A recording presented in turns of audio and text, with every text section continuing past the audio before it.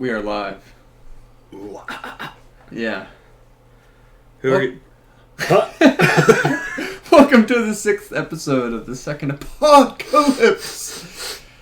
We're on chapter 6, talking about Nair Urskietha. Yeah, our guy. Our guy. Hey, who are you this week? I thought about this earlier, and I couldn't really think of anything funny.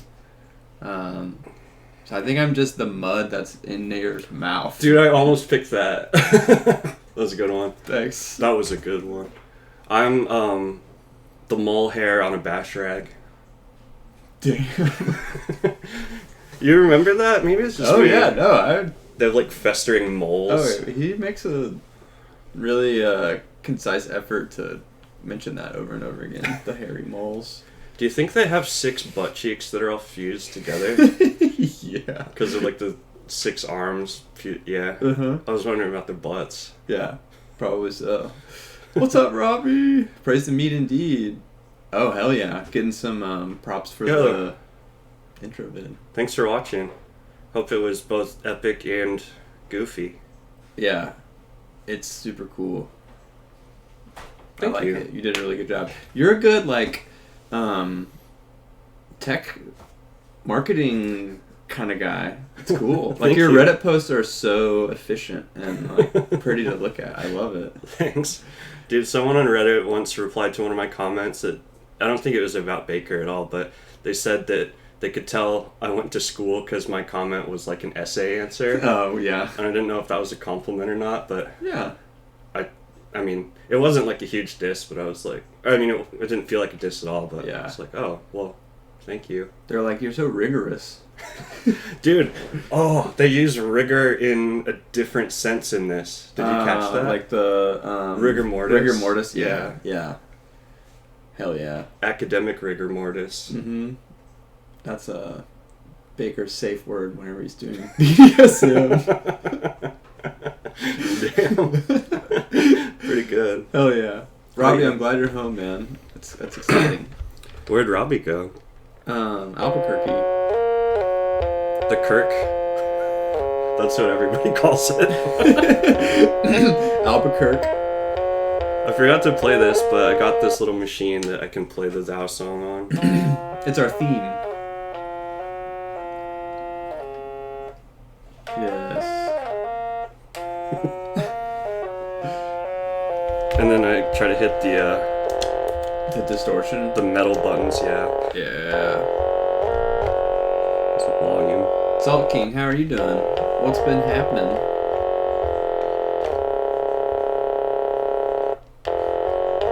Yeah, that's pretty hard. Okay.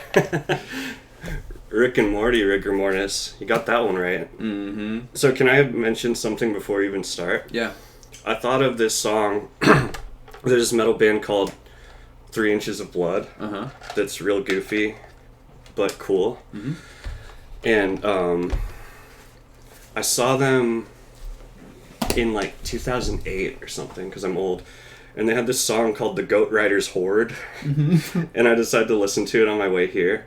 And it kind of reads as if Nair was victorious in this battle. Mm-hmm. Which, Wait, this song? this song, yeah, the Yeah. lyrics of this song. Yeah. It's like, it's pretty sick. It's all fast. It's like, Hell yeah. feeling the march of the fury unleashed, impaling the soldiers of God. The smell of sulfur hot on the wind left by the goat rider's horde. The thundering roar of the cloven hoof. The goat rider's horse descends with the storm. I walk eternal, I walk the night, I am the reaper of souls. Dude, that's very Naor. Yeah. Super Naor. Uh-huh. I love that. Yeah. What's up, Ring Thing and B-Rad? And Salt King Sorcery. says, just tucking in for another good show. Hell yeah. Thank you. Thank you. And that's about all the time we have today. Yeah, thank you for watching, and we'll see you next week. Just kidding. What did you think of this chapter? I was hyped. Yeah, I was very stoked. The B-Rad just wrote the word sorcery. Yeah. That was my favorite part, just like the one paragraph of them describing the sorcerous carnage. Yeah. But I like most Nayor stuff. I remembered exactly where I was when I heard, when I listened to this chapter on the audiobook for the first time, too. Mm-hmm. Oh, I love that. Mm-hmm. Yeah, that's a cool thing. Yeah, what did you think about it? I love it. I'm excited to talk about Nayor. I've been looking forward to it. It's just a good chapter. He's an awesome character. Yeah. He's just funny and fun and the most violent of all men. And I don't know, he's so fleshed out and complex. Mm-hmm. And I don't know. I love him. I'm a huge Nayor fan. And for anyone that, I mean, this is super spoilers, so if anyone is watching that hasn't read the books, we're going to spoil everything.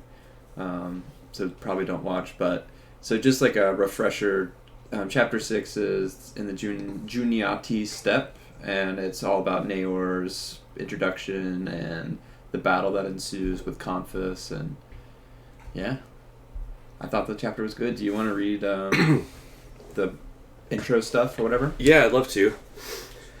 We got a Skilvendi proverb and then a Kamian popping in. The first one is the Skilvendi proverb. It is said, a man is born of his mother and is fed of his mother. Then he is fed of the land, and the land passes through him, taking and giving a pinch of dust each time until a man is no longer of his mother, but of the land. Did you do the Kamian history book reading? Sure, yeah. And in the old Sheikh, the language of the ruling and religious castes of the Nansurium, Skilvenas means catastrophe or apocalypse, as though the Skilvendi have somehow transcended the role of peoples in history and become a principle. I love that. So dank. I love that. Mm-hmm. Well, yeah, I like that a lot. My note for that was just badass. Yeah, that's funny. My note was, I just said, fun. Or no, I said, I love them. I love them. B-Red says Nayor's internal tactician was great. Him watching the battlefield. Oh, yeah. It's like he and Conphus are cool because they're just military geniuses, and I don't know, it's a vibe. But yeah, Nayor's scrutiny whenever he's seeing the battlefield, and I don't know, he does a really cool job. It really is evidence for his usefulness to Kellus later on. Mm-hmm. The brute with the scroot. The brute with the scroot. So Nayor Urskiotha is introduced immediately. It's 4110 year of the Tusk. We got Nayor Urskiotha. We're in the Hefanta Mountains. Hefalump. Mm-hmm. What a video game, The Hufflepuff Mountains. The Hufflepuff Mountains. And the Nancer army is encamped below the Skilvendi horde.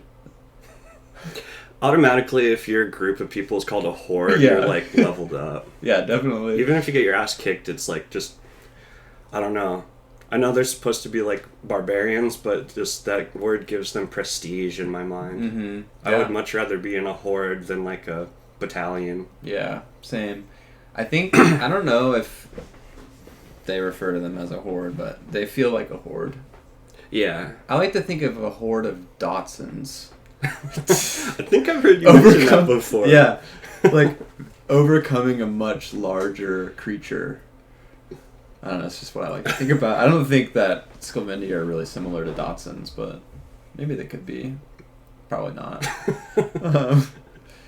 Sausagey. It's very sausagey. Robbie, I don't know what the Golden Horde is. It's gonna be a D's Nuts joke. Golden Horde, these nuts. Yeah. Okay, so let's see. Off the rip, Nayor is introduced immediately with like kind of a tinge of weakness. So his heart is hammering as though his blood has grown over thick. For a moment, he felt like a boy excluded by his elder siblings and their snide friends. So off the rip, you would think, okay, he's like insecure and he's worrying. The other thing here is that it makes me ask the question: do you think Nayor has any siblings? Because he says he felt like a boy excluded by his elder siblings and their snide friends. I wonder if he has elder siblings. I don't know. Yeah, I mean, I don't know either. I kind of got the vibe that in their culture, just like anybody, like an older man is just an uncle regardless of like blood. And so I could see like him being related to everybody, or him being just like I don't know, Yeah. one of them. That makes sense. Yeah. Yeah, but his feeling small and like outcast and stuff, excluded. Is that what you said? Yeah. That's like a recurrent theme throughout this chapter, in his inner dialogue, and I get the vibe that it's like, I couldn't think of an example in my life exactly, but that it's like he thinks he's the only one that knows a secret, but it turns out everybody knows it. Or like you think you're getting away with something, but you're not getting away with it at all. Like, as far as, you know, him killing his dad and like him being gay and stuff like that. But he doesn't, like, towards the end,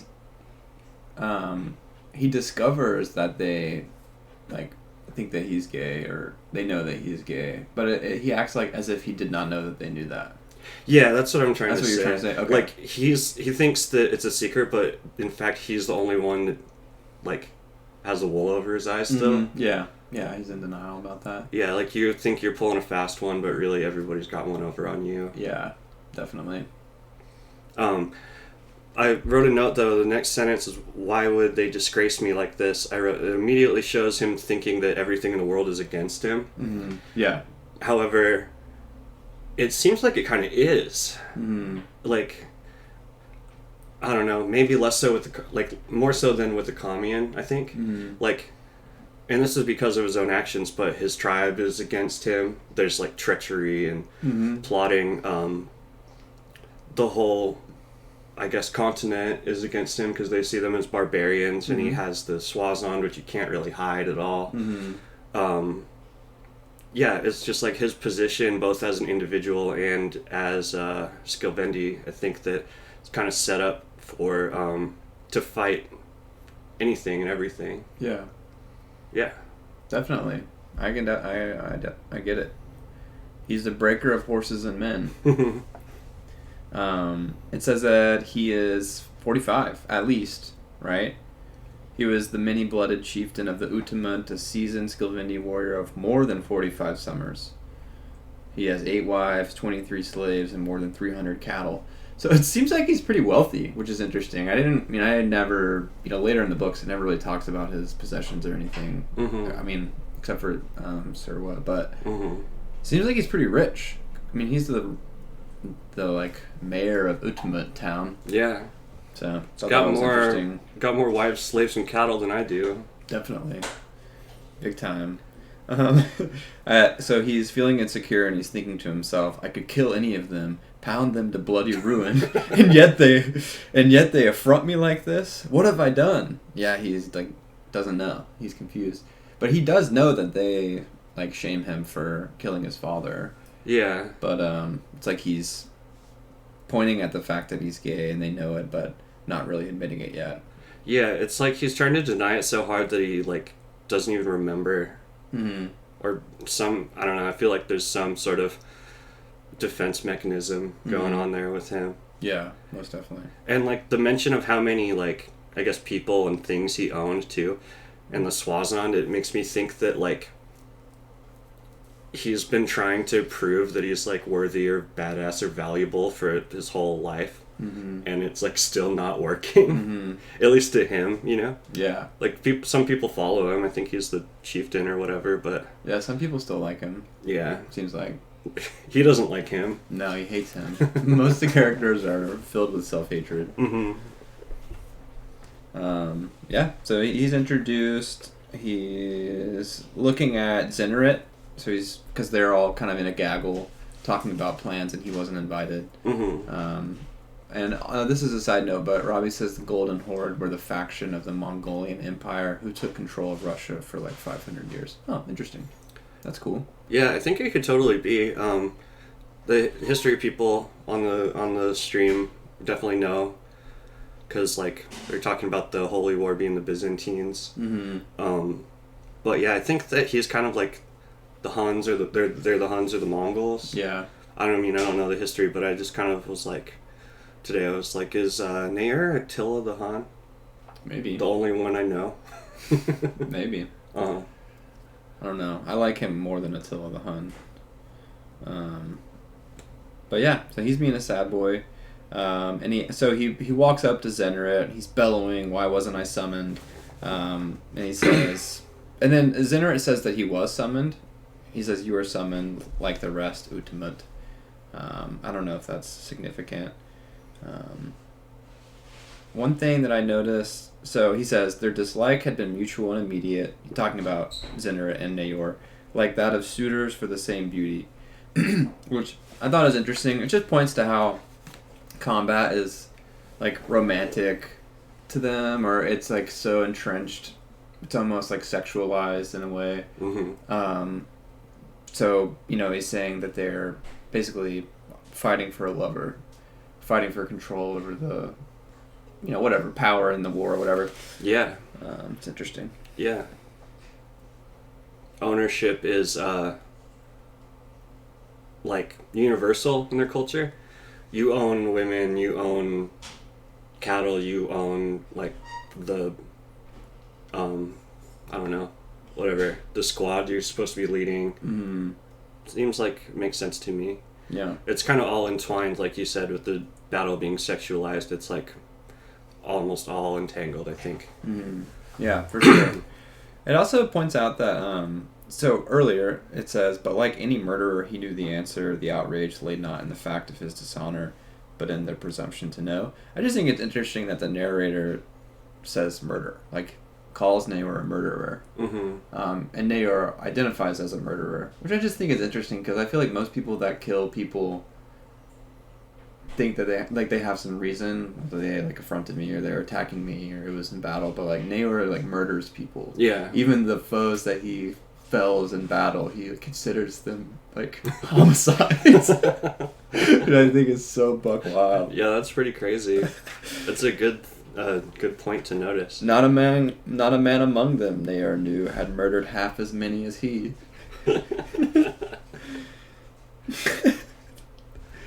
Okay, and then I know I'm talking a lot, but Zenurit leans forwards and spits in the grass towards Naor, a gesture of disrespect. He says, "Foolishness, the Nancer shit, piss, and poke asses on our hallowed land."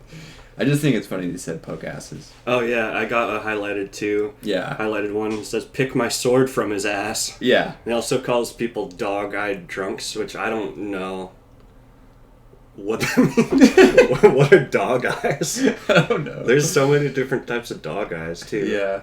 I don't know. I guess just like slothfully. I don't know. I saw this dog yesterday. It was like part Weimaraner. Mm-hmm. And they had like, well, this one at least had those like pale blue eyes. Mm-hmm. And it was just like, it felt like it was like X-ray beams. Mm-hmm. Like hurting. They're intense. my innards. Yeah. They're intense. Murderer, meaning his dad. Yeah, I mean, I'm yeah, big time. Mm-hmm. Big murder. I'm sure that, I mean, universally probably among the Skilvindi would consider that a murder. Yeah. I don't know if it's like a Skilvindi universality to consider when you kill people murder instead of like, I don't know, killing a foe in battle. Mm-hmm. I don't know. It's interesting. And Yeah. Husiel, what's up? Thanks for joining. I think that killing Sciotha, Nair's dad, Mm-hmm. like, is one of many murders in his life. I don't know if it was even the first one, because I do Probably like your not. point about how they're all like, I don't know. He like owns them all, you know. Yeah. But that's the defining murder in his lifetime, is killing his dad for Yeah. sure. Yeah. Well, Kelp, he says, sometimes I recommend people start reading the book at this chapter. Read chapter 6 and 7 and then go back to the start. Nice action-packed introduction to the series, whets your appetite and doesn't spoil much. Wow, that's very interesting. I would not think about that. That's true. Yeah. Yeah, you don't get any spoilers. And it's just dope.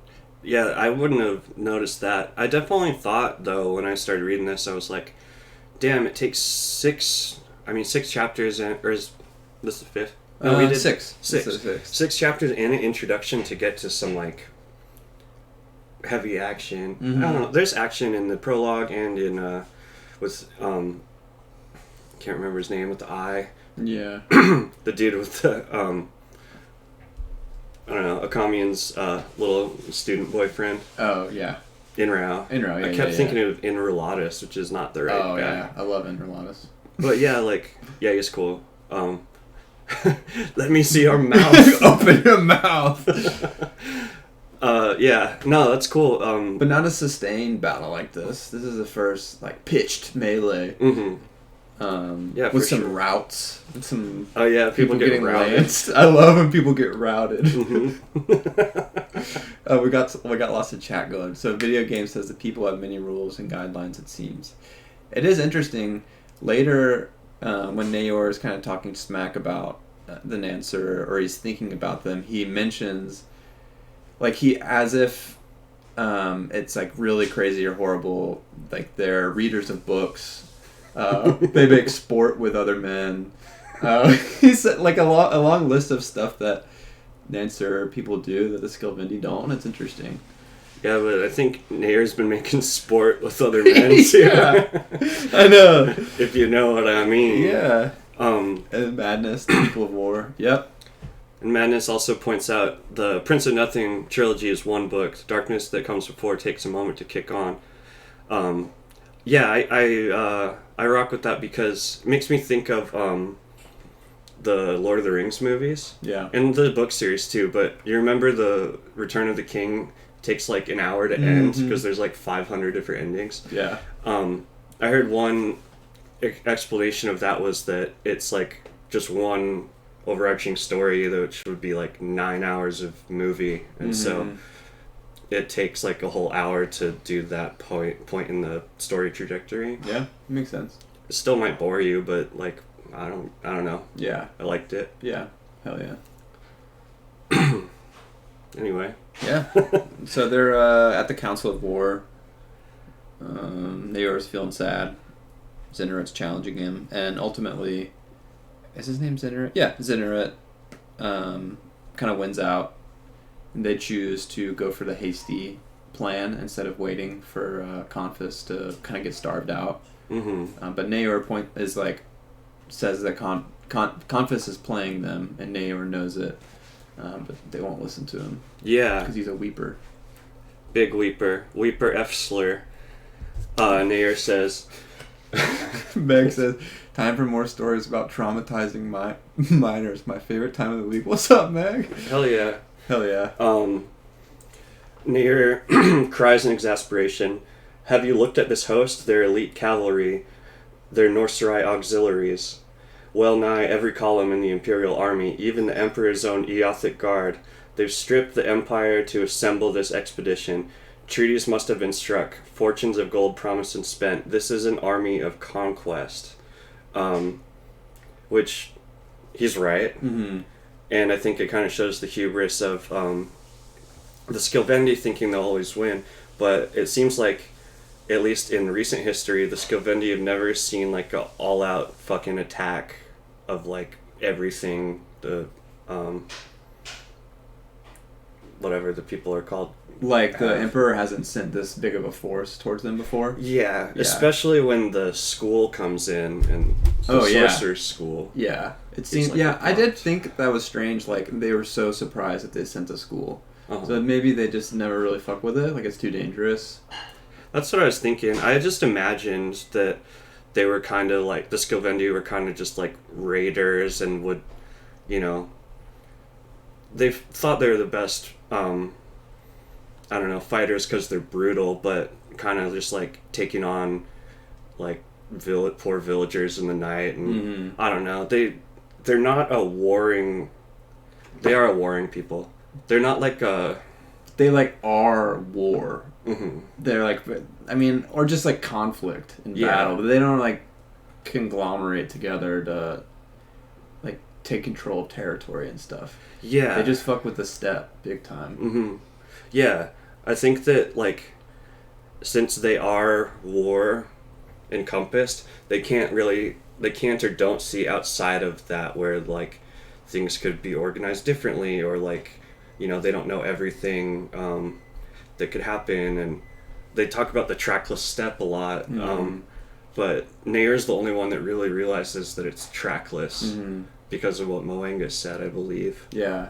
And somebody in the chat mentioned just a bit ago that they have so many customs and rules and stuff, and that's why I think that they like just don't even expect that they could lose in this situation. Yeah, for sure.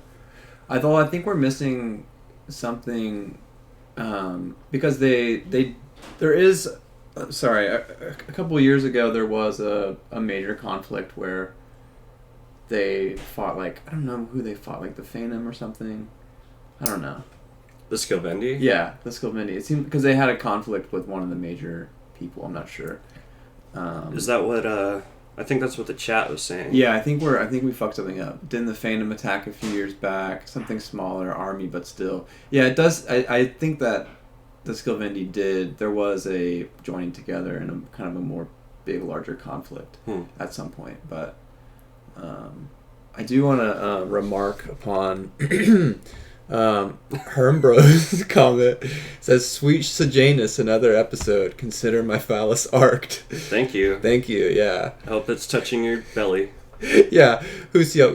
Whenever Nayor looks at what the fuck his name is, Zunara, and he's like, "Can that fool even draw a bow?" Dude, that what made an me insult. think. He also mentions Aknai One Eye, which, first of all, great name. But there's a bunch of people in his tribe that are like have physical ailments or like deformations or injuries. And Nair seems, I kind of just saw the thematic things. Nair is like the only one that's like fully whole. Yeah. Yeah. He's built different. Yes, thank you. Please proceed. Beg says, I'm sorry, we gotta get this. We got some delightful chatting happening. I love it. Have you guys seen the Serbian cover of the book, the art based on the chapter? No, that sounds awesome. You should link it if you can. Fuck Slobodan Milosevic, though. Yeah. Patricia just giggled in the background. Meg just got home from his grocery thing. Hell yeah. Your Solka gets his. So many good names and just lingo that I will immediately forget. Yeah, but it's good. Yeah. Solka. And then, so yeah, there was some type of big conflict with the Phanom. I think I probably marked something about it. They nuked the Phanom. I think maybe you're talking about the schools. I don't know. Okay, I don't know. Phanom got wrecked. And then Robbie the Steppe. This is all happening on the June. What is it? I call it the Giannotti Steppe. Giannotti. That's what the audiobook says. Yeah, Giannotti Steppe. And the Skilvendi are all about... They're like plains dwellers, kind of. So they like the steppe. Yeah, that's why I sent you that goofy picture of Jason Momoa. Is that I think the really easy analog to them is the those motherfuckers in Game of Thrones. I can't remember their name right now. The wildlings? No, Khal Drogo is the leader of the whatever horse people. Yeah. Can't believe. Shit, why can't I remember the name? I don't know. It's Dothraki. Yeah. Dude, I love them. Horse lords. Yeah, our nerd cred just hanging on by a thread. I know. String of bone. Can't even remember the fucking most popular fantasy series. Hermbro says the Skilvendi did have Corey Bowman, true, but they got flanked. Yep, it's something. And then the Emperor let out the sorcerers to blow up the Skilvendi. Yeah, they got played big time. Yeah. You're totally right on. Which is a surprise to everyone except for Nair, who picks up on it. Yep, he was on it. So they diss Naor and tell him he's an idiot and he's a weeper. And what happens after they like kind of part ways, the little war party? He's still yelling about how he knows like the plan that they're about to be deceived. Nair's yelling about Confus. He said, "We must wait for him to come to us." And I realized in this reread is that Nair didn't really fuck up this battle. It's that everyone else did. Yeah. Like, maybe he's supposed to be like responsible because he's like the leader, the chieftain, but people like actively like go against him. I think they try to kill him in the midst of it all. Yeah. And it just feels like not like his defeat as much as I thought it was in the past. It's like if people would have listened to him, they might have had a better chance. Yeah, that's true. He isn't humiliated by like being wrong. He is humiliated by people like just being ashamed of himself. Yeah. Yeah, it's a very humiliating chapter for him, even though he didn't make any like tactical mistakes. All he did was shove a bunch of muck in his mouth, really. He sure did. One thing that's interesting with this, they talk about... so, Naor says, they've stripped the empire to assemble this expedition. Treaties must have been struck, fortunes of gold promised and spent. This is an army of conquest, not a funeral procession for conquest. But he's talking about how like buck wild it is that they've sent such a great host to destroy them. I just think it's interesting that Sumna right now would be like super vulnerable to attack. I don't know. I just think it's interesting that they are able to send like the majority of their force out and not get pwned by another, I don't know, somebody. You know, nobody tries to take the city or anything. And I think that speaks to the power of Maithanet and how like the Holy War and their religion in general kind of keeps things in line. Yeah, I just thought that was kind of cool. Yeah. Why are they even fighting the Skilvendi right now? You know what I mean? Like, it doesn't seem like... that Zarias hasn't called in Confus to, like, join the Holy War yet. Yeah. But I was kind of wondering, like, what the point of it was. Like, I think it's just a big flex. Like, I think it's just a Confus being an arrogant goose. Yeah. They call him precocious, too. He's precocious. Which, I've only ever really heard that word when it's, like, talking about, like, people that are getting molested. Yeah. Sorry. I listened to this whole podcast about the Mormon church and, like, the fundamentalist Mormon sects and stuff lately, so... It's on your mind. Yeah. But it's, like, the same shit that happens in almost every chapter of this, too. Yeah. Yeah. No doubt. Yeah, a lot of it does sound like it's definitely influenced by Central Asia. Let's see, what takes a night to eats mud and fucks the earth. He loves nature. Dude, total fucking green man. Green man. Yeah. Yeah. Put the dick in the dirt. I'm going to open up this link. Let's see. Thanks for the link. Yeah, thank you for sending that. This is the Serbian cover, I guess. That's fucking cool. Yeah. Hell yeah. I love it. I forget about how much color must be in a lot of, like, well, probably every scene. Maybe it's because reading books, or I think maybe it's just the tone of everything being so dark and violent that think of it maybe more in, like, a movie, like, washed out, like, I don't know, sort of like a Battle of the Bastards muddy-ass thing. Which it could be, but, like... I think it's, like, this scene in particular... is like pretty. It's very pretty to me. Like I would like whenever Naor is waking up right next to the river Cayuth. I remember thinking, man, I bet it would be so pleasant to wake up next to the river Cayuth. I mean, without like just getting pwned. Yeah. It seems like a really pretty place. I like imagine it with a bunch of pine trees, kind of like being in Colorado or something. Ooh, I imagine. Sounds nice. Yeah. Yeah, as long as you don't wake up shivering with a bunch of mud in your mouth, you probably more likely to enjoy it. Yeah, I think so. We got a bunch more comments too. Yeah, hit it. Well, oh my god, your setup is tripping me out. I'm sorry. No, it's okay. It's too alpha gamer. 2 screens, dude. That's like one for each eye. Yeah, so, Madness says that later, Nair's uncle and Ursulka try to bury him. Yeah, they, fucking try to take him out. Who will take the knife to my arms?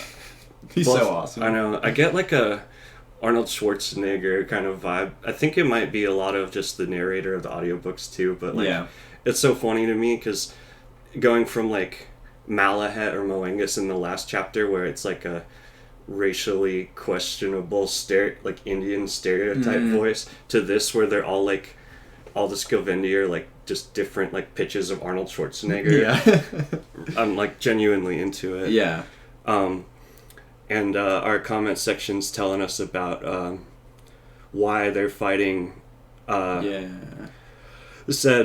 says that Confus and their crew need to eliminate the Northern Front before the Holy War. That makes sense because they could be super vulnerable if they all go south. Mm-hmm. I mean, they will. And Mattis also adds that Zarias plans in all directions. Yep, makes sense. Jeff mentions to make Confus a household name. Mm-hmm. He is the lion of blah blah. Yep. That's true too. They have so much hubris. They got a lot of hubris. And then Hermbros also adds that the point is also to prove that Confus is the only dude who can lead the Holy War, so the guys will sign the indenture. Oh, damn. Which is ironic, because Nair is the one that gets it. True. Get fucked, Confus. Yeah, ultimately, Nair wins out. Yeah.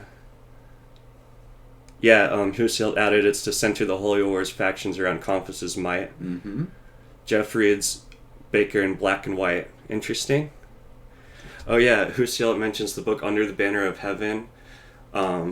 Really good non-fiction book. It's a HBO series now too, I think. Yeah, what's it? Is it about the fundamentalist Latter-day Saints? Yeah. And dude, I actually went like to the city where Warren Jeffs was the leader in 2011, and it was like creepy. Yeah. Like I thought that was probably the most scared I've been going to a regular place. Like imagine, I mean this is like probably terrible and inaccurate to compare, but I imagine like being a person of color going into like any white town and being like, I don't belong here. This was like everybody was white, but I immediately was like I don't belong here, and just so many eyes looking at you, and like is very weird. Yeah, lots very of interesting weird details I could mention, but creepy and not chill. But John Krakauer is a good author. Yeah, he is. Same guy that wrote Into Thin Air. We've talked about John Krakauer a couple times in this. Shout out to John Krakauer. He sponsors us. The Crack Man. Yeah. Crack Daddy. What else we got? I don't know. Madness concurs, I think, with what's been said in the chat thus far, it looks like. Or above there. Also, Madness, what's up, man? Under the Banner of Heaven, Zack Snyder's TSA. Let's see, Curse You Madness. Kelpfron says, hatred needed no reasons, if only because there were so many and so easily had. Yeah, prime Nair musings right there. Yeah, man, I love pretty much everything he says. Regarding Naor versus Confus, love it. Okay, I see. Hell yeah. So let me bring this up. The text mentions the phrase "measure is unceasing" 5 times. Oh yeah. And then it mentions just people talking about measure in the same way. Tons. 12 times total. Yeah. I word searched it, which measure is unceasing is like pain is unending. It's just, I don't know, I want to use that in like everyday. It's a very Bakker phrase. I texted it to Sam and he was like, hard. Nice. Yeah. But it's another thing of like Nair judging himself about how he has 37 cattle and 800,000 slave wives, and he still is like trying to prove himself in this battle, which of course that's what his life's purpose is, but measure is unceasing. He can never, judgment is constant, but I think that he always feels like he's never enough. Yeah, definitely. Yeah, because you already said they'd measured him many years ago and had found him wanting. That's one of the things he thinks of. Yeah, no, I'm glad you pointed that out. I just like the phrase "found them wanting" or "leave them wanting." Yeah, it's a good phrase. It's kind of sexy. Yeah. But yeah, it seems to point to that he knows that he's already been assessed for being a kinslayer. Yeah. Patricide, little gay patricide man. Yep. He's got it stacked against him. And at one point they're just like bullying him, which makes me sad. They say, "Where's the hunger gone, Utamut? Should we now call you time-killing Naor?" It makes me sad. I just like imagine little Naor's inner child like throwing up in the bathroom, like eating his lunch in the bathroom stall because all the kids are being mean to him. Is he like super swole even as a kid, but sad? He probably Like just yoked as hell. Getting bullied for sure, but yeah, he's just like puffed up. Mm-hmm. Probably so. Probably so, man. So do you feel like we talked enough about their little like gaggle? Yeah, I think so. I mean, I think it's a bunch of different things of the tribe doesn't like him. Yeah. He's like he definitely knows it, but he like doesn't want to believe it. Mm-hmm. And that they're about to get their shit rocked. Yeah. The madness will soon break. Time killing Nayor is like such a weird, funny insult. Yeah. Well, and it's also just not like he's obviously on his shit. Yeah. Like he knows what he's talking about, but they're just being idiots. They're all gonna die, so he can't even rub it in their faces. I know. I just like want. I was thinking that I was like, it's so vindicating that Zinnerit like probably got like incinerated by sorcerers or like impaled on a phalanx or something. Uh-huh. I'm very happy about that. Madness says that he has that quote on his shirt.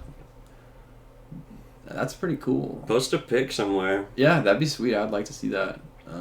Heath Ledger from A Knight's Tale. You've been found wanting. Yeah, dude. R.I.P. R.I.P. Big time. Mm-hmm.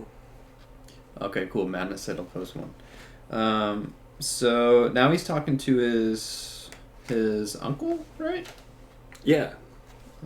Or he's also musing about Confus, so he's kind of summing up and thinking about what Confus is doing. Yeah, some Nancer horns are blaring from beneath the mountains. He's talking to his horse. He says, "Soon," he muttered, stilling the horse's romping head with a firm hand, "soon the madness will break." I underlined it and I was like, just more than you know. Like, just foreshadowing for the whole rest of the book, / like the whole series. Oh, yeah. It's like, madness will certainly break. This horse is the only one that has seen it all. Can really just absorb. Mm-hmm. But the horse gets pwned off the no. rip. I'm just imagining the horse is the one witness to everything. Mm-hmm. And it can't share. Yeah, it can't share it nor consent. It's true. Yeah, the madness and then the insanity. I wrote the note, "Holy calamity, scream insanity." Nice. Some sort of a hip-hop song, can't remember, but... I think Eminem, right? I don't know. Not sure. I don't know. Madness says it reminds him of Sorwheel and his horse in TAE. I wonder if Bakker rode horses. Maybe. I think he was out in the, sticks in Ontario. Oh, that's cool. I don't know if it was, more suburban or, rural. The rural juror, urban fervor. So some more stuff about his internal life. So he's lowering his head.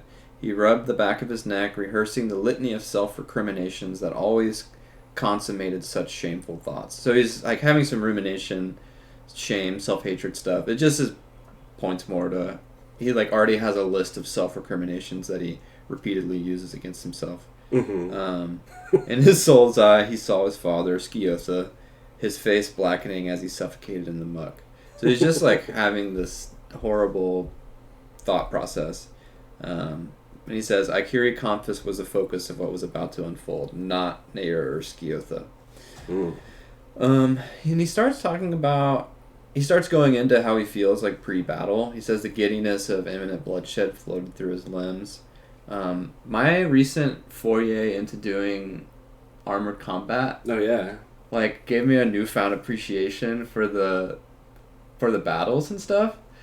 Because it's obviously I've never been in an actual battle where I'm gonna lose my life, but being in armor and holding weapons and looking at the person you're gonna fight is fucking crazy. It's nothing else. For anyone listening, I do this armored combat sport. You should look it up. It's really tight. Nashville Armored Combat. Yeah, Herm, bro. Yep, bow hurt, steel fight. We do bow hurt. Go to an armored combat gym here in Nashville. And the feeling of fighting is like, I'm like, I get it, Nayor. I get it, dude. My dog. Yeah, dude.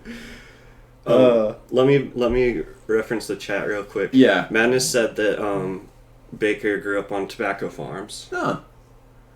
It's Very interesting. I also thought might be derailing us, but do you think not Nair, Bakker? Do you think Bakker wanted to kill his dad, like as a teenager at the very least? Maybe. I think he did. I think per some philosophers, we all want to kill our dads at some point. Yeah. And bang our moms. Yeah. Pretty much. And eat our own asses. I don't know I don't know the philosopher that From the said back. Just do it. Total like you. It's the Ouroboros. Yeah. The one human centipede. Mm-hmm. Anyway. Pardon me. Pardon me. Hermbro, do you do Bohurt? That'd be cool. Salt King says those fight looks like concussion jamborees. Yeah, it's pretty wild. Meg says Salmon goes once a week to satisfy his thirst for blood. Yep. You don't get it. So Kelpron says you don't get it. You're a mere boy playing at war. War is dark, black as pitch. Yeah, that's a good speech. Yeah, definitely. That's good stuff, man. Mm-hmm. Madness mentions one more. I think it looks like it must be Bakker fans. One of his favorite lines, but all fathers beat their sons. It makes me think. My dad never beat me, luckily, but makes me think of Charles Bukowski in his book Ham on Rye. I mean, it's like his character, but everybody thinks it's just exactly him. His dad would always make him mow the lawn and go around with scissors to trim the edges perfectly, and then he would always get beaten by it with a leather strop afterward.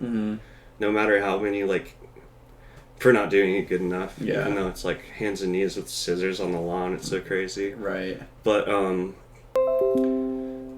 it stopped because he didn't, one time he was getting beat, he didn't cry, and then that fucked up his dad enough to not beat him anymore. Dude, the last time I got ever got spanked as a kid, I don't know what I did, but I remember I got spanked. My dad, spanked me with a sandal or something, and I looked at him afterwards and I said, I think that went well. I never got spanked again. Woo! Dude, that's crazy. Yeah. That's a very funny story. We should go spank our dads. Yeah. Madness. Verbal is still definitely abuse, for sure. Mm-hmm. Yeah, I mean, it can equally as traumatizing to the nervous system. Doesn't discriminate.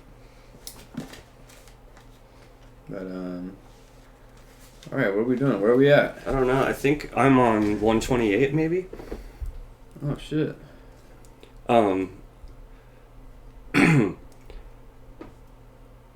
There's still Nair is appraising the Imperial Army. Whoa, is that a good spot for you? Yeah. And he's like, Confus is doing this and gonna do this, and then Bennett is like, is he mad? And it's like, yeah, Confus was mad if he thought he could win in open field, but he's got a plan. And it says the line, the people did not break, which is capitalized, the skill Vendi, right? And this made me think that it's the culmination of Nair's entire worldview is gonna get destroyed right here, where it's not just his not just the losing the battle or getting all of his family and tribe killed, but it's their culture is getting stepped on right here. Yeah. Because their ways that seem to have been mostly successful for thousands of years fail outright and utterly in here. And even Confus talks about it at the end when he's lecturing to Martimus kind of for the reader, I think.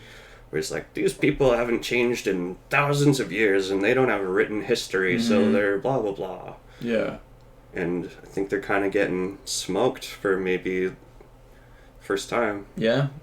It is interesting because this battle in particular is kind of a compromise of what they're used to, because usually they're just kind of loosely warring with one another in the steppe and stuff, but whenever they've come together, they ultimately fail. But I don't know if that doesn't necessarily always happen, but I don't know. We need like a compendium of Skilvendi military pursuits. I would love that. I love anything Skilvendi. Yeah. So he's talking to... Are you talking about him speaking with his uncle?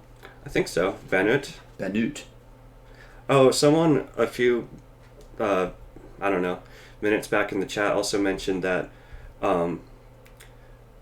Zunnerit, the guy that we were talking about getting ended, he gets blinded and then Compass drags him in front of Zarias. Oh, yeah. So that guy does get some comeuppance. Yeah, that's right. Yeah.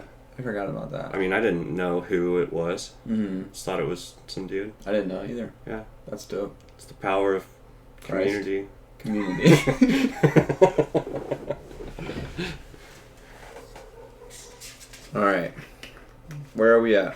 What's happening? Well, so for me, a lot of this was kind of like was confusing and blurred together. I think it's just a thing my mind does when reading battle scenes. Mm-hmm. I was thinking in the Witcher books too, there's a battle with a river and there's people on both sides of the river. And I just remember picturing there's a battle at the river and then it was like blurred, dissociated, and it was over. Like, I don't know what the fuck happened, like, logistically. Mm-hmm. But I did catch a lot of, like, I don't know, the dialogue and stuff. Nair is realizing they all want me dead. Mm-hmm. Obviously, Compass is troops, but he's starting to see that even his own people are against him. They're definitely not believing. He keeps, asserting that Compass has his plan. Like, we're gonna get fucked, and it's just like still not going over. The ninth column is upon them. Mm-hmm.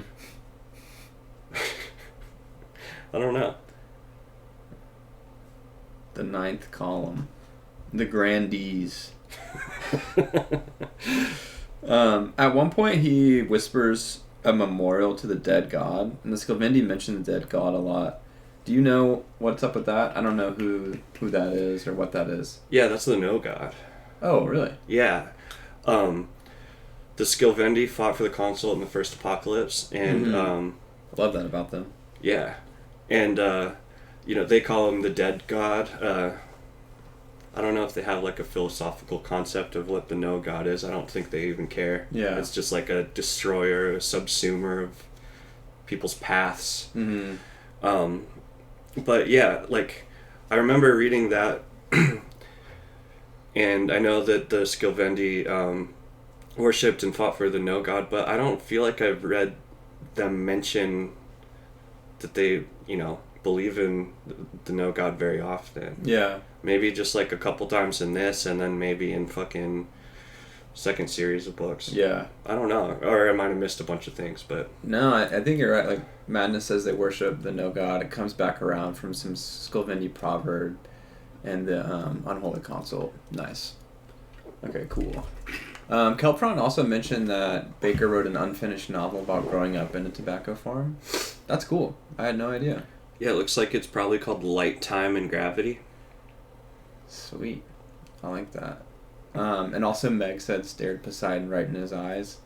Meg and the rest of my Discord, or not my Discord, but the Discord I hang out with, refers to my father as Poseidon because he survived a shipwreck. He did? Yeah. Holy shit. So anyway, Poseidon. You told Poseidon that went well. That went well, yeah. Wow. Wow. Wow. So he says again, your measure is unceasing. But basically, he just kind of is doing some self-reflection with his uncle, and then he sends a messenger, or he sends his uncle and some other person to Zenerit to, like, as an envoy to send a message or whatever.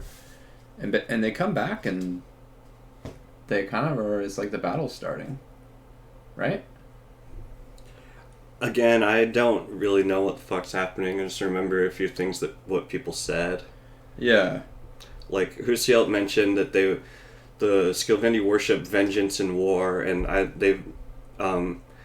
quote shouting out war and worship multiple times in this chapter, for sure. Yeah. Again, like, I don't know, I don't know what is happening as far as who's stabbing who or when or where, but I can tell you what people were chit-chatting on the sidelines, I guess. Yeah. No, I've like felt kind of grounded in the fight scene. I feel like I had a good idea of what was going on. So he and his uncle are chatting right beforehand, and he says, so his uncle says, "You shall be measured this day, Naor Erskioth," and of course, measure is unceasing. And Naor just says, "This isn't the place to open old wounds," or whatever. And he says, "The pilgrimage has ended. The worship was about to begin." I think maybe somebody already mentioned that, but so they're kind of, I imagine them like going down this long hill and the river's right there. They have to cross the river to get to the Nancer columns. They've been assigned a wing of the battle or whatever that they think is like honorable or something, because they're up against some of the most elite Nancer fighters or whatever. Yeah. I forget what they're called exactly. The ninth column. The ninth column. And so they just start going at it. They let's see. Jeffy, I want to just say, Jeffy said we should play some Age of Empires to visualize these battles. I definitely need to. I think Brian's got it under control over here. Well, not always. The battle scenes confuse the fuck out of me usually. But this is only, I just imagine this happening like in one little like clearing in the woods. So it's not that bad. But I have Age of Empires. We could even have it up on the other screen. But he says, with a shout, he led the Utumut forward at a trot. And they thundered across a stretch of level turf. And they're like running towards this column of spears. His horse gets pwned, taken in the chest. I imagine Naor is leading the charge. Like, I just see him being the first one to get in there. He's always the. He's got it. Yeah. He's the breaker of horses and men. Yeah. So sadly, the horse gets stabbed in the chest. He gets wrenched into the floor. For an instant, he was dangled in locked limbs. And then, just kind of hell is breaking loose. The Nancer columns are largely unbroken. And then he looks back. Like, there's kind of some scuffling and fighting going on. And then Naor looks back and realizes that the majority of his tribe have just, like, completely abandoned him. And he says, "Bad feeling. Treachery! Treachery!" Have you seen New Girl? No. Fuck. If anyone has seen New Girl in the chat, I imagine, like, Schmidt going, "Treachery!" I don't know. If somebody's seen it, they'll know. He looked around for Bennett, found him curled in the grasses nearby. I mean, Bennett came with Naor. So it was like, even though he was a part of the treachery, he still came and fought, and he gets disemboweled. He says, curled in the grasses nearby, fumbling with his stomach as though he cradled a toy. I found that particularly disturbing. Like, what toy is he talking about? You never played with just like a whole unending link of sausages? A sack of bowel. Yeah. New Play-Doh sack of bowel. When they're bored, they just cut open horses and they just give all the guts to the children. Yeah. Like, make something out of this. Well, they say the Skilvindi only need to drink the blood of their horses to survive, so anyway. That's all they need. Nutrients. It's like that pea protein drink we were talking about yesterday. Yep. So he says, okay, so he's talking to his uncle. He says, Zener remembered well the favor your Sulka did him. And yeah, he's basically like, we killed you, Kinslayer. He calls him a weeping F word, which is like a reoccurring phrase that Naor like repeats to himself, and it's so devastating. Yeah. And like it's heart-wrenching whenever he says that. But yeah, he keeps on calling himself a weeper. He says his blood felt like gravel. He turned away to blink tears, weeper. So in this moment, he like Naor cries. Right? Yeah. Oh, yeah. There's another line that got me. I think it's farther on where, I don't know, he was blinking more tears or something, but it says that his hatred failed him. Yeah. Yeah, there's several parts where Naor, like, lapses in his, I don't know, strength, hatred, whatever, resolve. Yeah. Shows a ton of weakness in this chapter. Yeah. It's interesting. So do you think this is like a turning point? Maybe so. I mean, he goes through kind of a dying process. He's kind of reborn out of the mud. Yeah. Like fucking, I don't know. A golem. A golem. Mud mouth.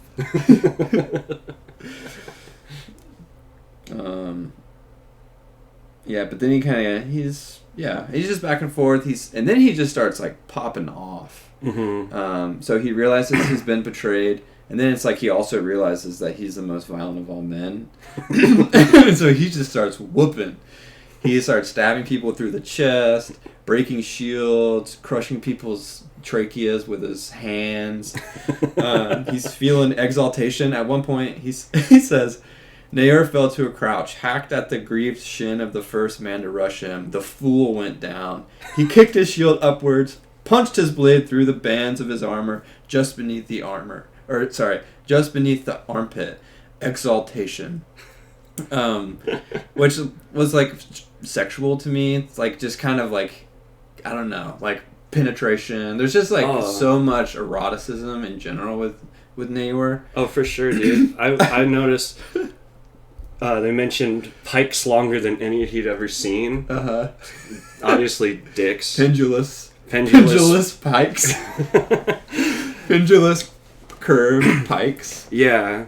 And he's getting kind of lubed up with all the blood, too. He is. You know, slipping and sliding. Yeah, he's getting real oiled up. We got a bunch of people in the chat that have mentioned this quote, but he goes, "Who," he roared in their womanish tongue, "who among you shall take the knife to my arms?"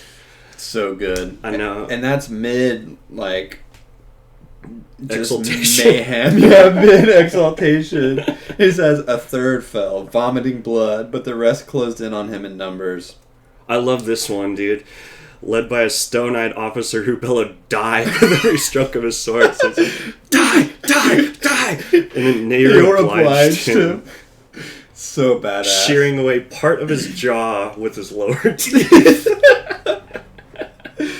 Oh, undeterred, the others crowded him, so they're still trying to get him, and then Naor just beats him back. Yeah, another officer rushes him. Naor could see the terror in his eyes, the realization that the hulking Skilvendi before him was something more than human. So that's, he is more than human. He's a goddamn demon. Yeah. So if you want to get into metaphysics for a second, by which I mean I'm about to talk about the metaphysics, if that's cool. Uh-huh. He turns into a Jokely at the very end of the series. Mm-hmm. So this is all stuff that I've read from forums because I couldn't understand it as well as other people have, like just straight from the text. But the gods live in like a realm of timelessness. Yeah. And so if he was a Jokely at one point in his life, he always has been to a certain degree. Mm. So, I'm not sure if this is just metaphorically being like he's the god of war right here, or if he's like almost transcending his human form for real and being, actually being like possessed by the god of, or what is it, the Prince of Hate. Yeah. And deception. I think whenever he gets like this, like in one of his rage, like just power fucking pwn everything states, I think it makes sense that he would be embodying a Jokely. Mm-hmm. I think it's cool. Yeah. Oh, I want to say one more thing too. He's yelling, "Who and who among you shall take the knife to my arms?" Mm. Also, "Where are your mighty warriors? Show me your mighty warriors." This made me think of the very end of the series too, where he's screaming at the No God. That he thinks Kellis is in there. Yeah. He's just like, "Show me or show yourself." Yeah, I just thought it's kind of a nice bookending thing if that was intentional. Mm-hmm. That he's screaming for them to step out into the light, kind of. Mm-hmm. at the beginning and at the end. Yeah, I like that. We got a lot of chat we should probably catch up on. Is that all right? Oh, go for it. All right, let's see here. So I look at that as like the guy became childlike, not understanding how to process the open bowels and mindlessly grabbing. Yeah, whenever his uncle. Yeah, that would be a bummer. I wouldn't be. Does anyone know how to process that? I wouldn't be able to talk shit about my nephew while my bowels were strewn upon the battlefield. It's strewn, dude. He says and then direct eye contact. I don't even think I've been introduced. What's up? Direct eye contact with the Messiah proves that people live off the occasional use of cow blood. Interesting. Yeah. That's very interesting.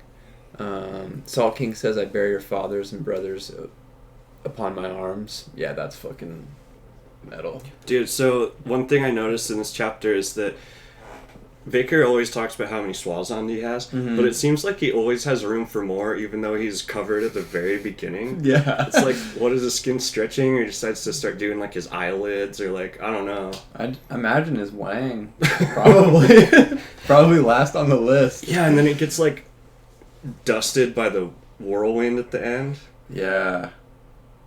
It's, like, severed phallus, something like that. Oh, really? Yeah. I don't remember that. His ding-dong gets carted off by the whirlwind? Yeah. That's awesome. Either that or transformed into a Jokley's Megadong. Mega Wong Wang. Because his dick is supposed to be so big that he can rest his chin upon it. A Jokley? Yeah.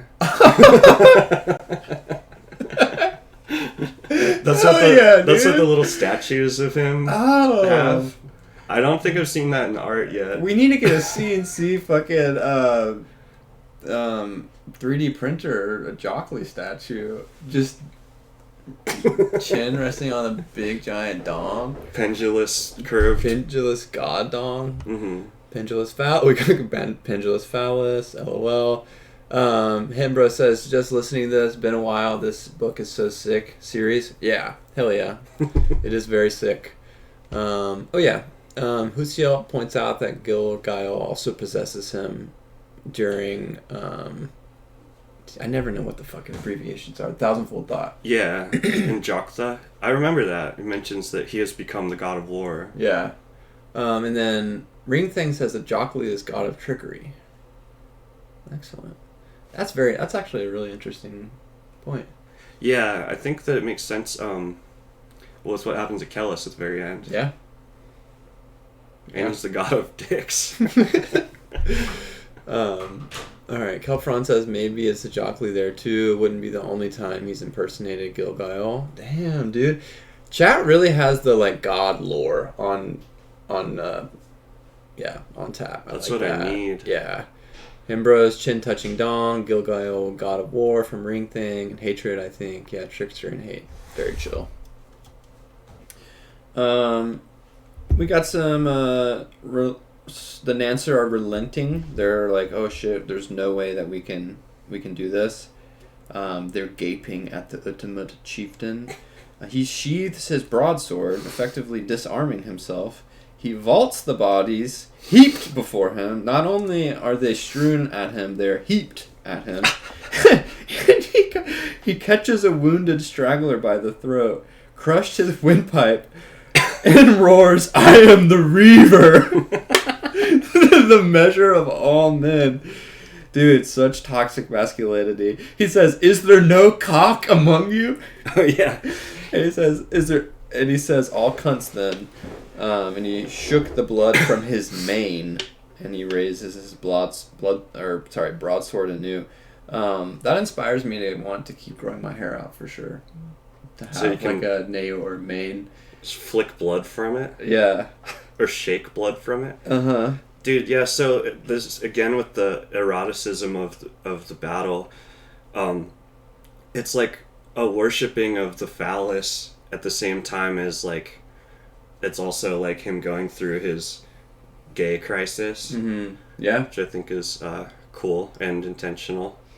Yeah, he does, because whenever he says, show me your mighty warriors, It says his limbs fevered by all-conquering hatred.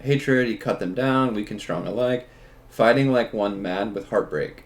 So yeah, like, I don't know, fighting like one mad with heartbreak is just interesting because he is such a heartbroken person. He's so damaged by Mo Angus, like utterly just so wounded. It's a bummer. Yeah. Mo Angus knew it. Kelfrond is suggesting we search for Priapus. I would not Google Priapism or Priapism. On stream? Or in general? Maybe both. Okay. It's not going to hurt you, but... Is it like a cartel cutting somebody's head off or No. something? Okay, chill. But I kind of missed the live leak. Like, I think I was telling Sam the other day about Gaddafi getting killed on video. Yeah. Whatever. No, it's like a boner that you can't get rid of. Oh, really? Something to do with blood flow. Yeah, yeah. Oh, Priapus? Yeah. Okay. I think somebody mentioned that because they're talking about Ajokli and the dong. Yeah, that makes sense. I mean, I'm not saying don't look at dongs. I'm just saying if you're going to get tricked. Nah, sorry. I'm taking the fun out of it all. Yeah, dude. Just Google it on your fucking coffee break at your job tomorrow. At your desk job. Kelpron says Priapus is the Greek god for which the medical condition is named after. Oh, my bad. I thought you were just like really trying to pull a boner on us. That's cool. Yeah, trying to get me banned from Jeffy says the lemon party? ? Live stream? Yeah, I think I would get banned from Twitch.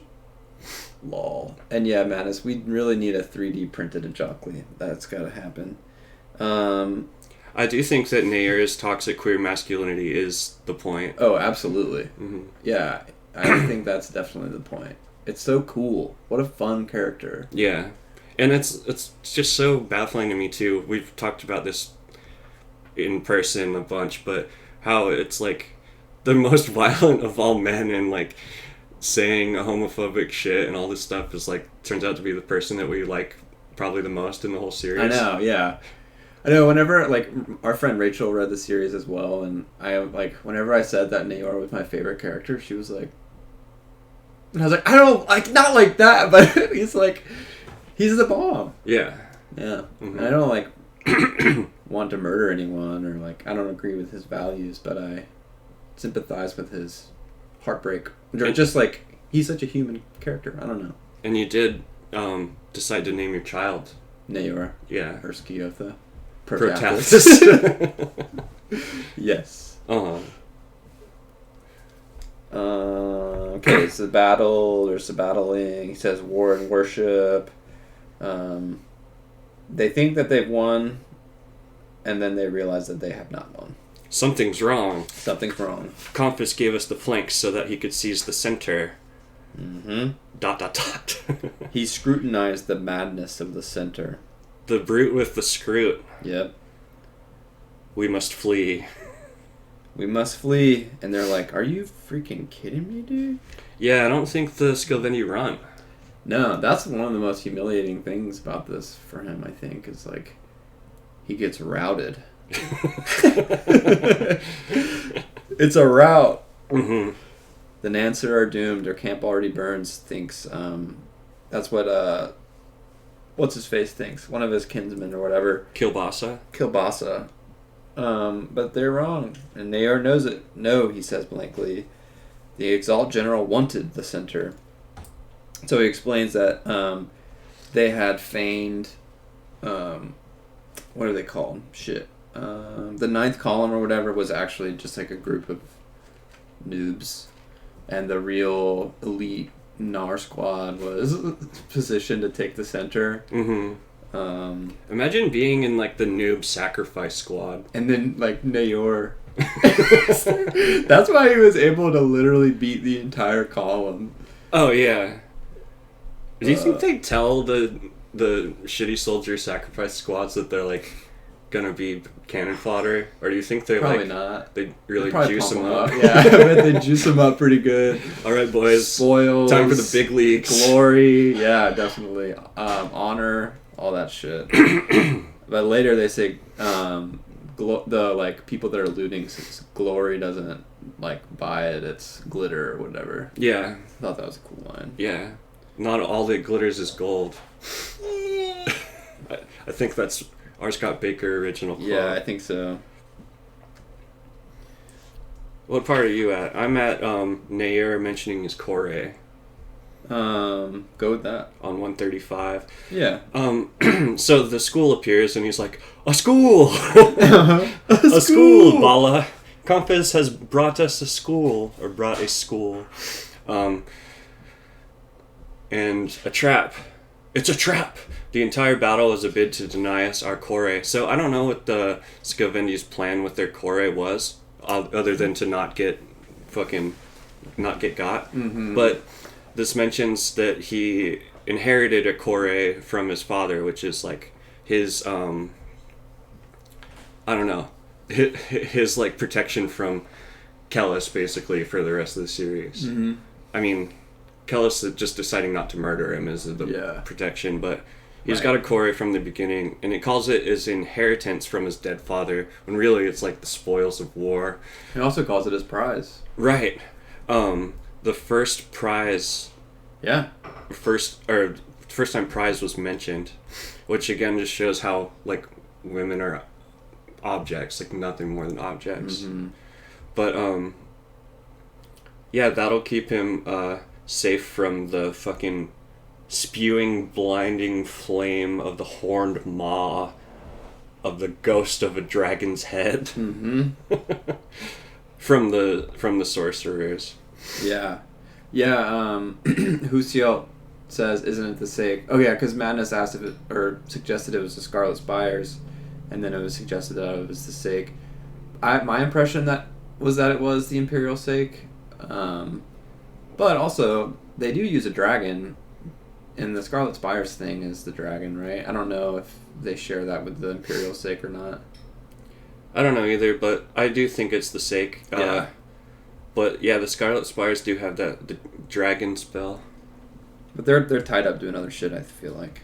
Yeah, just bickering and plotting and being jerking rigorous. off. Yeah. Super rigorous. Nair found himself in the center of burnt ruin. Utamot still burned. Balite and the Utamot still burned, sizzling like swine on the spit. The air smelt of ash and pork. Mm-hmm. Long pig for dinner, dude. Mm-hmm. A stranger's voice whispered, "Measure is unceasing." So, who is the stranger? So that's Moengus. The very end of this chapter, some people mention it in the chat too, but the very end of this chapter, when it goes back into the scene of him killing his father, like slave Moengus goading Nair into killing his father, he says, "Measure is unceasing." That's right. And so the reason why it's been popping up in his head so much in this is that it's like one super poignant thing said by his lover as he was killing his dad right before. So it's like the two most important people in his life when they all intersect at the same time. Yeah, really seared it into his brain. Like a non-man strangling his own mother. Yeah. You know what I'm saying, dude? I think so. Probably is a similar effect. Like, if Naor were to live forever, I bet he would be able to remember that moment. Oh, dude, he wouldn't forget anything because everything is the most extreme. The most extreme violence. Yeah. He'd be a good historian. Mm-hmm. Good storyteller. Yeah. Oh, hell yeah.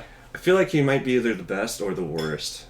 If he says like 3 lines, it's like... Yeah, he does have kind of a... We raped them. Yeah. Like, oh, thanks, bud. Maybe he isn't too creative with the way he interacts with the world, but... You gotta piss him off and then he'll start, like, monologuing. Yeah, his monologues are, like, up there with the Lighthouse monologue with, Hark! Hark! Damn ye! Dude. Oh, so good. We should watch that. Yeah. The Salt King? Okay, so the Salt King says he's the one that printed the Synthes, which is like, "You're my savior." And he said he got lucky because someone married Dwayne The Rock Johnson. Dude, that's your Cynthia's is the rock on her raven body. That's so tight. Mwah. Oh, Seems like Salt King is the craftsperson. Not to put pressure on you, but I might suggest people give you lots of money for your dude, your creations. It's a pretty niche community. We can pool our resources and purchase your wares. Mm-hmm. Be excellent. Perhaps. So Nayor's getting squeezed, pushed around, getting pushed closer and closer to the river, right? Yeah. Where the muck is. He's being yanked. He saw your Selka press through the rushes and urge his sopping mount up the far side. That's erotic too. Sop. A dozen other Utamen awaited him. Their horses half panicked and stamping. Just half panicked. Yeah, they're used to it. They're like not really super worried about it. Seen this shit before. He spits at the retreating forms, grabs his knife, and he starts sawing at his brigadine. What the fuck is a brigadine? I do know what a brigadine is because of the the armored combat. Bless the maker. It's the like big like chest piece that you wear, but it's like interlocking plates sewed together in a like vest type of thing. Cool. I'm gonna look it up just to make sure I'm not wrong. It's a dope word. Brigadine. When are we gonna bring out the chainmail? Maybe we should. Yeah. This is a brigadine. Brigadocious. Braggadocious. I love the what are those studs called? Riveting. Rivets, yeah. Everything has to be riveted because it has to be historically accurate. Damn. You can't have anything that you wouldn't be able to have like 1,000 years ago. Not 1,000 years ago, but let's see. Okay.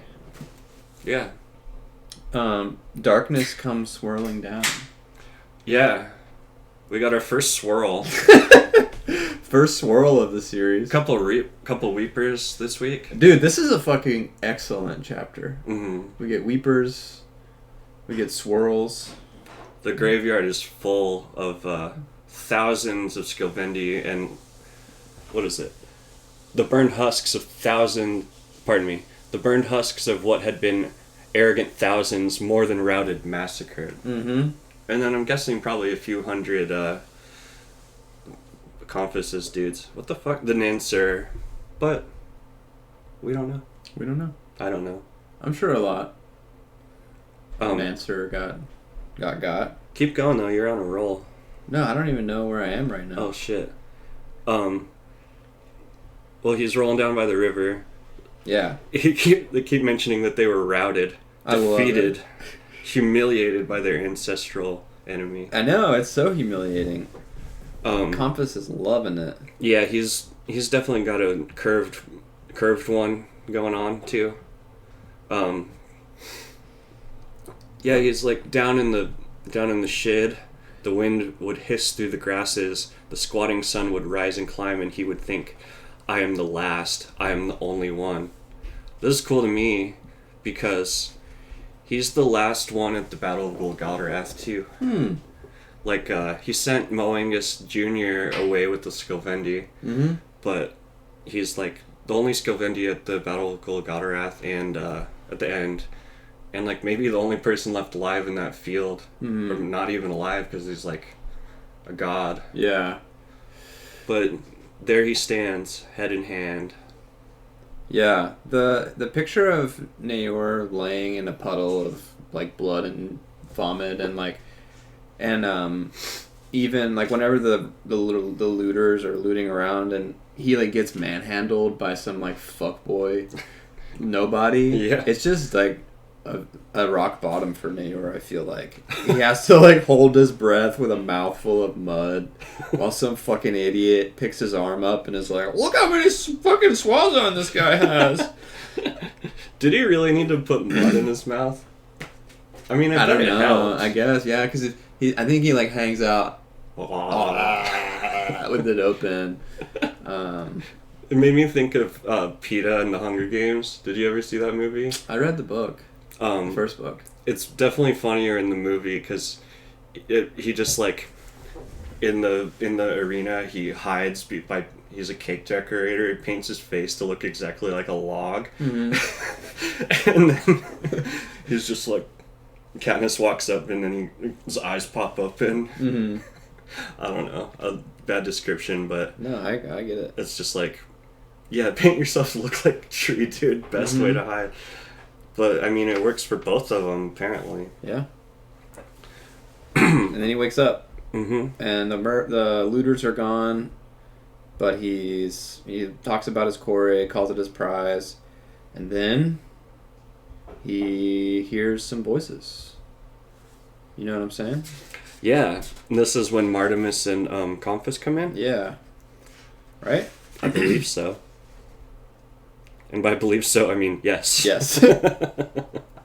Thank you, Hussein. Yeah, hoping you're mentioning that Hunger Games thing I badly tried to explain. Yeah. I'll show you a meme I made of it last time.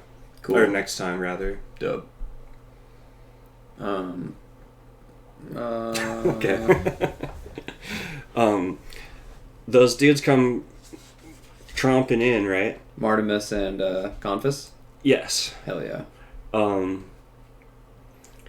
He's talking about the Skilvendi. Since the days of Kyranius, Skilvendi have been here, as relentless and as patient as the ocean, and unchanged. Peoples rise and peoples fall, whole races and nations are blotted out, yet the Skilvendi remain. And I've studied them, Martimus. And I think this just shows that Comphis really is sharp, smart. Yeah, he's got a real presence. Mm-hmm. Like right off the rip. Yeah.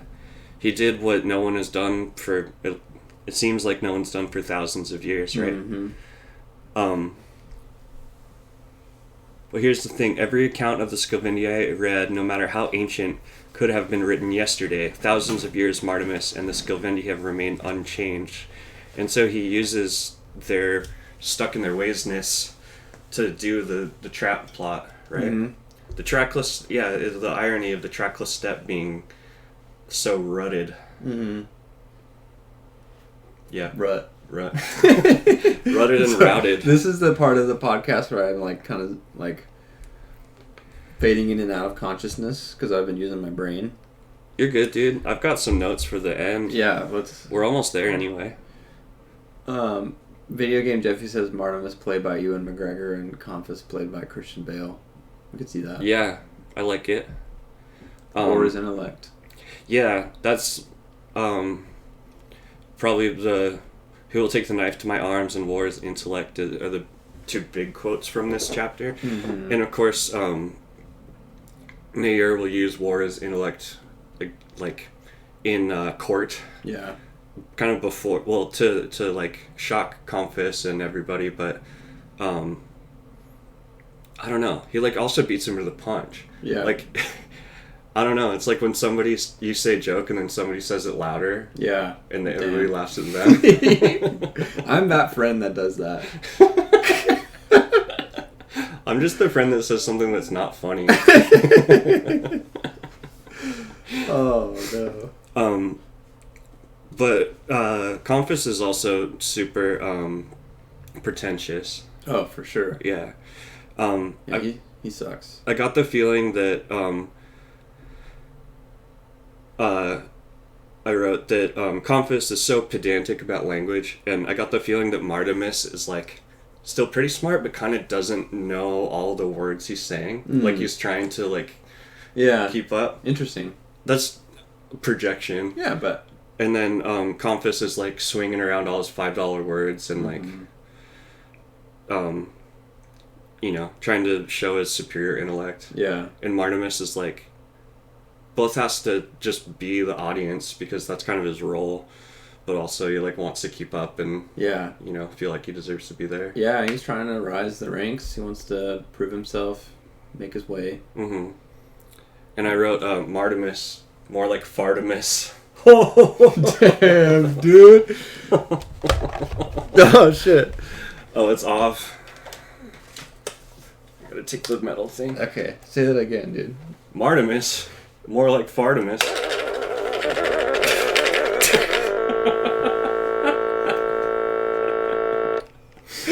Got him. Dude, we gotta end this. Okay. No, I'm just kidding. No, we can do it. He's kind of just tromping around saying war is intellects, I beat them. Mm-hmm. I was almost the white Yakch instead of the yes. instead of the mole hair on a bash rag. Yeah. But perhaps another time. The very end of it goes into a flashback to Nair and slave Moangus kind of about to kill his dad. So what happened was Moangus, when he was leaving fucking not Ishoriel. What's the Dunyan place in the north? Ishwal, thanks. Yeah. Ishoriel is the non-man house. Yeah. He had to make it across the trackless steppe, and then he either cut a bunch of Swazon into his arms to like become accepted by the Skilvendi as like wanderer. Okay. Or he got them by spending time with Skilvendi, but he got taken captive and enslaved by Sciotha, Nair's dad. Mm-hmm. And then this is like while he's a slave, he's trying to give him a wager. He goes, I would wager my life with you, Sciotha. And I'm not sure exactly what he's like proposing, but he's kind of like, I bet you I can do this, or I bet you can do this and that and this and that, or do the I don't know, but it drops the line. The slave, which is Moangus, drops the line. Measure is unceasing. He goes, but measure, it is not something accomplished and then forgotten, Sciotha. Old measure is merely grounds for the new. Measure is unceasing. And then he goes and waxes about that, and gives Nair a look where Nair thinks of, I'm sorry, I'm getting my names confused too. He thinks of Moangus being like, do you remember your part? Like, we rehearsed this. Yeah. And, well, that's what it says. Nair has been given a script for this moment. From among the seated men, he says, are you afraid, father? Mad words, treacherous and mad. So I think he's saying, like, the slave is taunting you and you're not going to do anything. And Sciotha's just like, fuck off, I don't need to prove anything. Yeah. But Moangus had sweet-talked Nair into killing his dad to show superiority and dominance. And, I mean, it's all part of his master plan to do the thousandfold thought. But he choked out his dad. Afterward, when his father lay dead, he had wept before the eyes of his tribe, wept with relief. At last, Moangus, the one who called himself Dunyan, was free. So he both freed his lover, because he was a slave of his dad, but also put himself in charge of everything. If, the most violent is who gets to be in charge. Yeah. I believe that's their system. Probably. Yeah. Like the Dothraki, Yeah. If you have power and people will follow you, then you're like de facto in charge. Yeah. And the chapter ends with, some names mark us so deeply. 30 years, 120 seasons, a long time in the life of one man, and it means nothing. Some events mark us so deeply. Yeah, that's a brutal line. Very brutal. Yeah, I mean, I haven't killed anybody that I know of. True. But I felt that, like, some of the most, like, powerful or, like, I don't know, brutal experiences also kind of can mean nothing at all. Mm-hmm. Except for it also means everything. Yeah. Depends on because it, like, I mean, I'm not sure about for me, I'd have to analyze, but, like, his life meant nothing, but it also, like, just completely defined the trajectory of Nair's life. Mm-hmm. Yeah. Get turned into meaning. He's fugged. Mm-hmm. We love Naor. So, quick question. Yeah. Why didn't Nair kill Compass and Martimus just right there? I don't know. I was thinking that. Chat? Why? I don't know. He was feeling cowardly. Yeah. He might like literally not have been able to. Like maybe his strength is just fucked. Like he couldn't actually do it. Too much mud in his mouth. Too much mud. His head hurt. Yeah. He's too weak. Yeah, because he was utterly outnumbered. I wonder if Sciotha knew he was going to lose, but like had to succumb to the customs of the people. I think Moingus was humping his wife too. Wife, son, who knows? Yeah, I'm pretty sure. Yeah. Yeah. He's cucking everybody. Yeah. Cucking and fucking. Madness. Because he's Nair didn't do it because he's a weeper. Yeah. Deep down inside, he's just a weeper. I'm definitely a sobber. I'm not a limper, but I'm definitely a sobber. I think I'm more of a limper. You're not a limper. Yeah. Nah. Sam's the limper because he Sam's always a gets limper. injured. Sam's a limper for sure. I don't know. I'm on too many meds. I can't sob. Fair. But I sobbed during Everything Everywhere All at Once. Really? That movie? Yeah. Nice. It got me, man. Is it good? I really liked it. I'm so averse to seeing it because I hated the trailer like with all my heart. Oh, yeah. No. Did the trailer make you feel anxious? Yeah. Okay. It's probably the only first 20 minutes are like anxiety inducing. Okay. And then the rest is like an adventure. Cool. An emo adventure. If it made you cry, it'll probably definitely make me cry. Okay, word. Yeah. Kelpron says his Skilvendi comrades were all dead.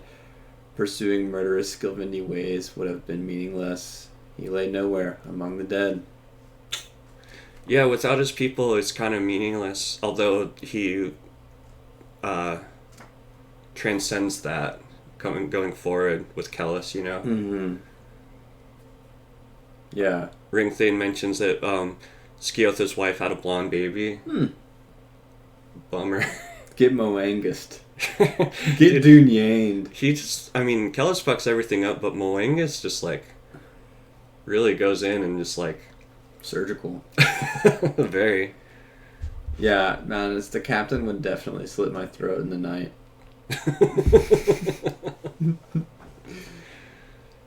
Oh, man. That was good. Yeah. Any final thoughts?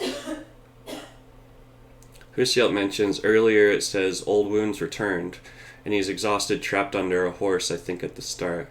That's very helpful. Yeah, I really need to get carried by chat. After like an hour and a half, my brain's just like, boop, ADHD, can't do it. I think that it's a pretty good chunk of time. Yeah. I love it, man. Thanks for everybody for listening and chatting and just interacting. It's super fun. And Herm Bros, I didn't respond to your earlier mentioning about, this is like off topic, but the combat stuff you do. I got you. It is very expensive, and the gym that I go to, you can borrow armor, so it's pretty chill. And he also said, glad I caught this one live. Stoked the episode 5 came out. Yeah, sorry, I kind of fucking dilly-dallied on that, but yeah, check out the first parts on YouTube. Oh, okay, yeah, the first part of this episode. Hell yeah. I'm still planning on making them into audio. Sorry that I've taken 7 weeks now to not do it yet. Yeah. I'm blaming our friend Sam that I keep mentioning, completely unrelated to the books. We like kind of box him out when we talk about him. He gets jealous. Oh yeah. Or annoyed, but yeah, he's kind of jealous. We need to feature him in one. Yeah, he'd like to be there, but I've got skate footage of us that I haven't edited too, and that's my excuse. So I'm hopefully going to do that and get episode 1 up on audio if anyone wants to hear it. It might be tormenting to listen back to for me, but it might be soothing and wonderful. Yeah, I'm going to try to punch it up, make it quicker, and maybe take out some ums. Yeah. But make it sound smart. Make it sound rigorous. Rigorous and curved. Keep it rigorous. And phallic and pre-apprised. Yeah. Cool. Yeah, I'll try out using Audacity, the program. Thank you. Hell yeah. I'm not a techie guy, but I've got iMovie works for the little videos that we do. Mm-hmm. Or I do. I don't know. Yeah. Sounds good. Thank you, everybody. Y'all are awesome. It's really fun having like a core group. Yeah, without you, we would not be of the people. Yeah. I don't know. Truth shines. Meat be praised. Mm-hmm. Vote for the No God. Yeah. No God 2020. When are we getting a new president? I don't know. A new old one? New old one. No God 2022 2020, tomorrow? 2024. Yeah. Yeah. See how it says later, skin eaters. Ooh, nice. I love that. The slog, boys. The coffers. Thank you, Madness. All right, everybody. Bye-bye. See ya.